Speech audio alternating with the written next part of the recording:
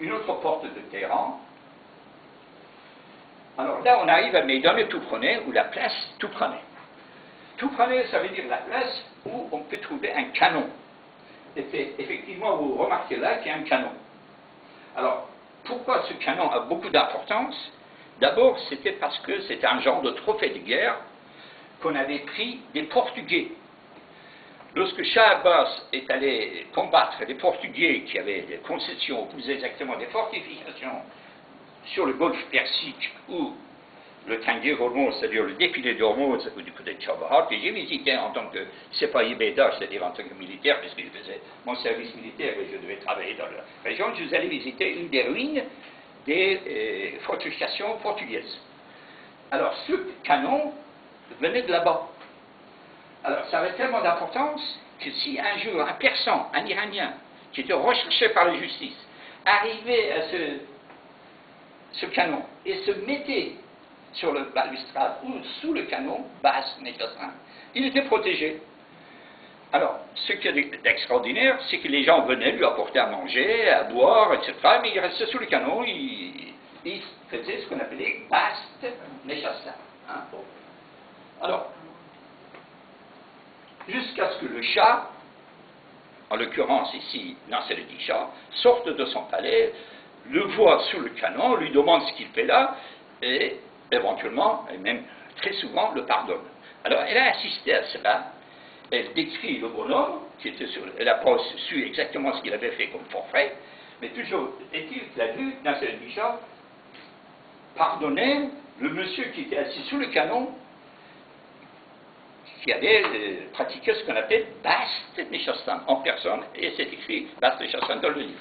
Il est évident que Bast Nechassan c'était devenu, à la mode, une coutume. Non seulement en ce qui concerne le canon qui était sur la place Touproneh, mais aussi on pouvait aller à l'ambassade d'Angleterre, à l'ambassade de la Russie, parfois à l'ambassade de France, parfois à l'ambassade de Turquie.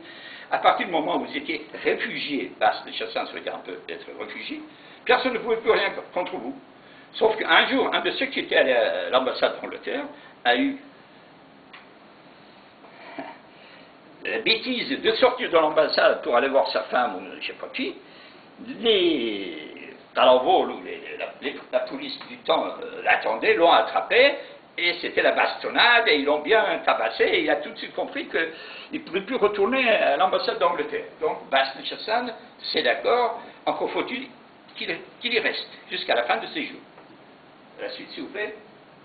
Bon, alors là, c'est l'entrée du bazar, et on arrive à la partie concernant le bazar. La suite, s'il vous plaît. Alors, dans le bazar, comme pour tous les étrangers, Madame Carla Serena était en admiration devant le bazar. Car on pouvait trouver de tout et de rien.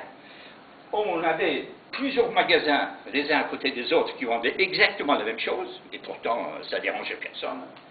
Ici, on voit un monsieur qui vend les pains de sucre, Calderin, pain de sucre. Et puis du sucre pilé, éventuellement. Bon, l'autre, s'il vous plaît. Là, c'est un marchand de tapis. Il a ces tapis-là, bon, il attend le client peut-être. Ensuite, là, c'est un marchand et un acheteur qui discutent en iranien, parlent de Tchanezadam, c'est-à-dire marchander, pour savoir combien ça va coûter le tapis et comment il va falloir qu'il débourse pour prendre le tapis. La suite. Bon, c'est le marchand des 4